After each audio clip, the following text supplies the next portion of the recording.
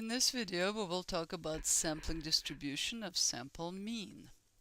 What you see on the screen is the population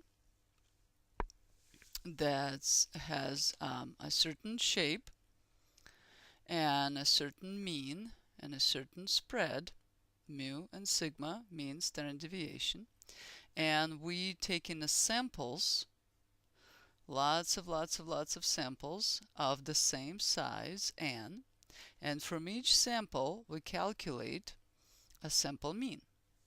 Every time we draw a sample, here's another sample we're going to draw, we calculate a new sample mean.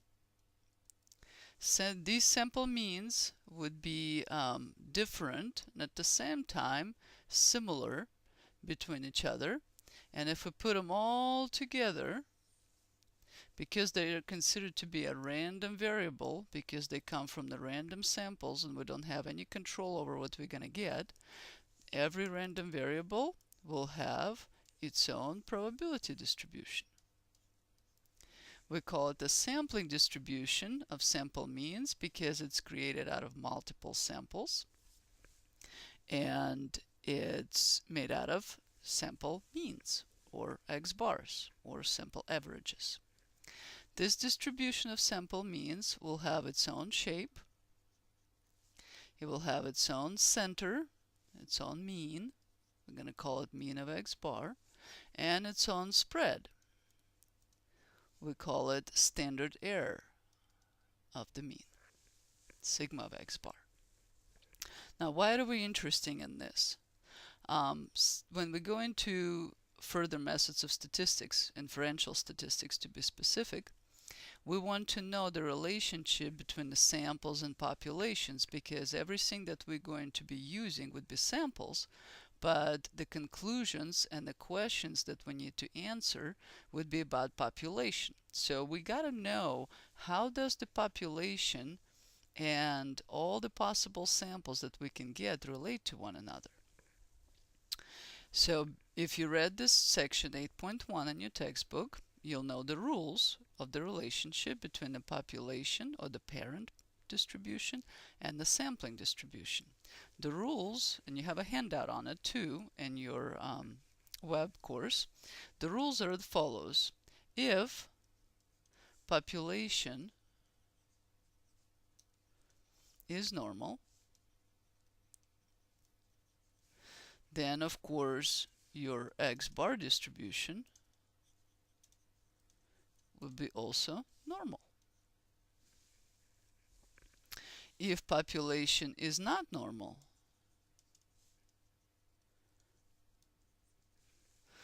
then you have to check the sample size. If it's large, greater or equal to 30, then the x bar distribution still would be normal.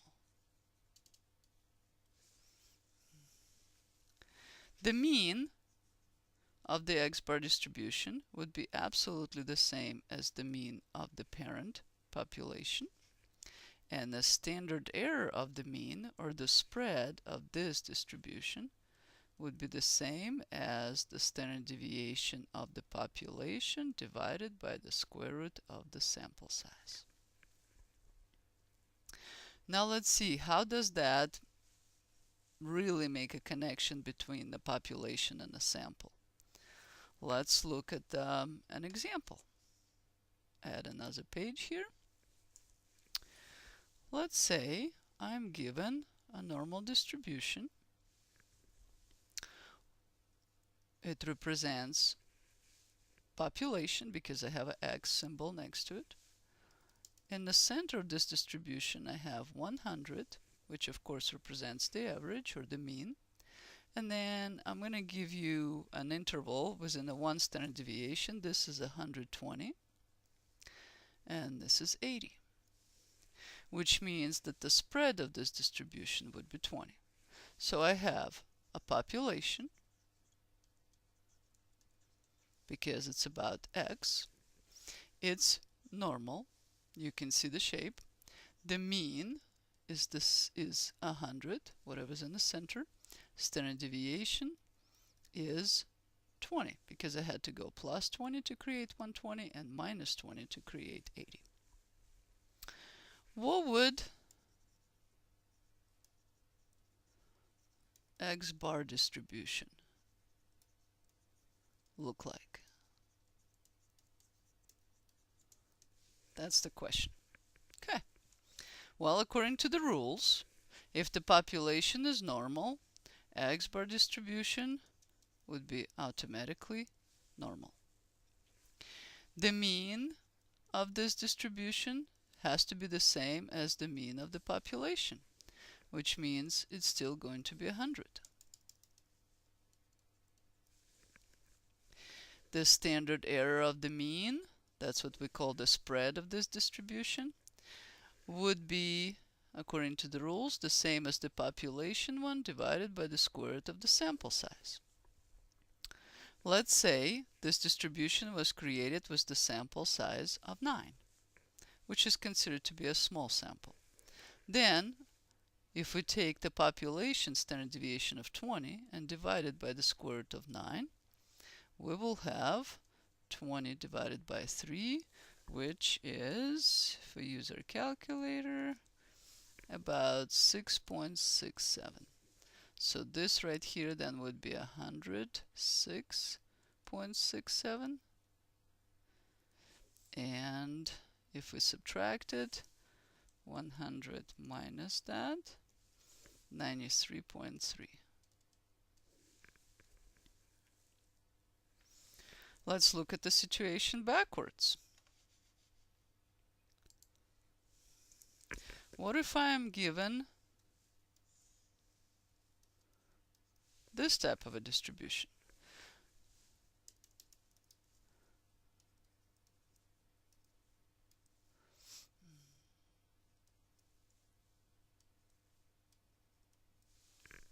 Okay, what distribution am I working with? First of all, look at the symbol. It says X bar next to it, which means that that's X bar distribution, or the sampling distribution. It has a center at 100, which means the mean of this distribution is 100.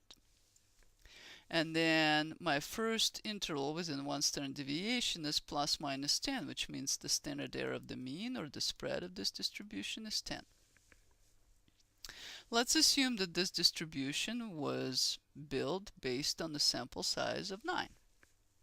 Then the question is, what would population look like?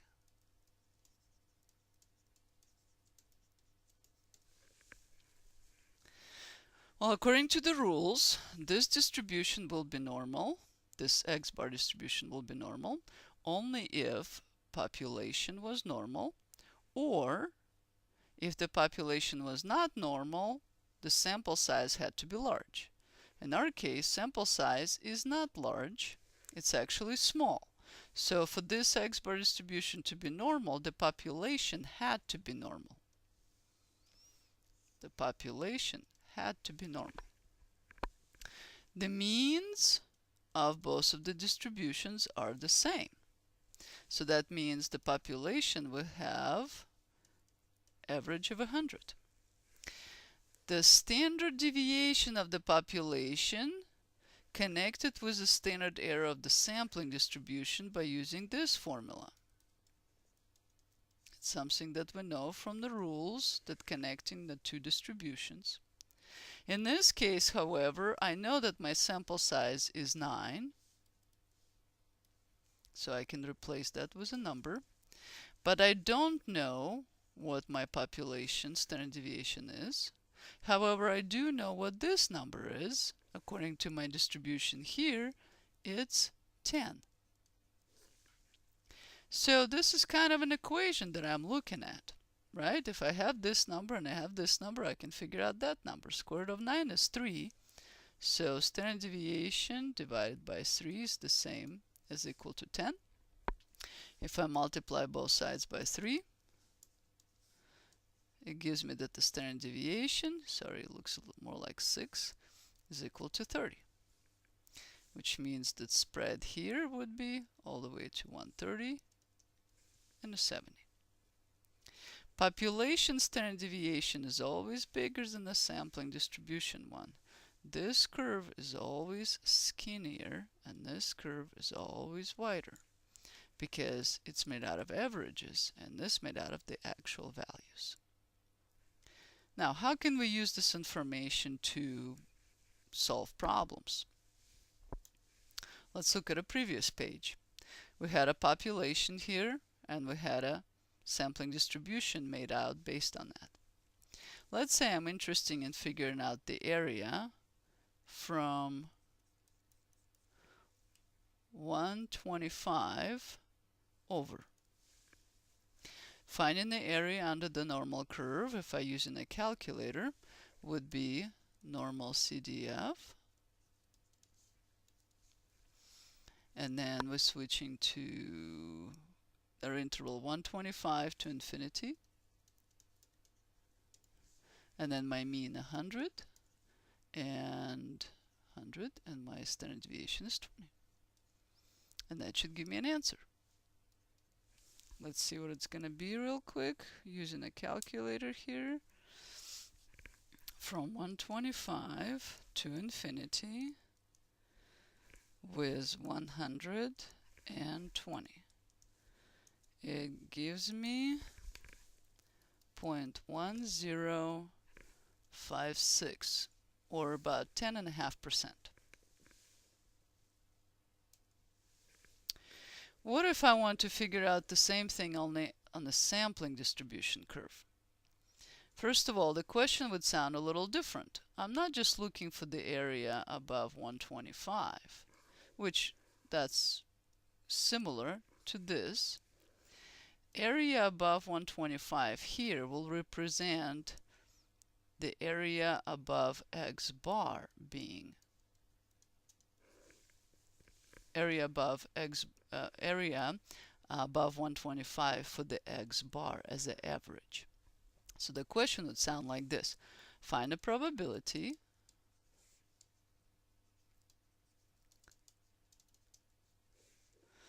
that mean is greater than 125. That mean is greater than 125. Here the question would sound probability of value greater than 125. Value as of x in the population, mean as of x bar.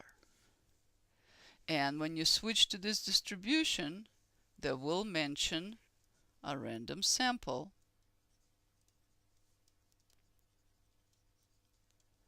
of 9. So you're finding the probability that the mean is greater than 125 in the random sample of 9. The problem or the question is not any different. You're still looking for the area. The only difference is that instead of using 20, you have to use new standard deviation, because that's the only difference between these two distributions. So you're looking at normal CDF, 125 to infinity with mean of 100 and the standard deviation of 6.67, which if you wanted to be more accurate, you can actually use 20 over square root of 9 and you'll get a better, more exact answer. Let's calculate that probability real quick. The only thing I need to do is divide, put my new standard deviation in.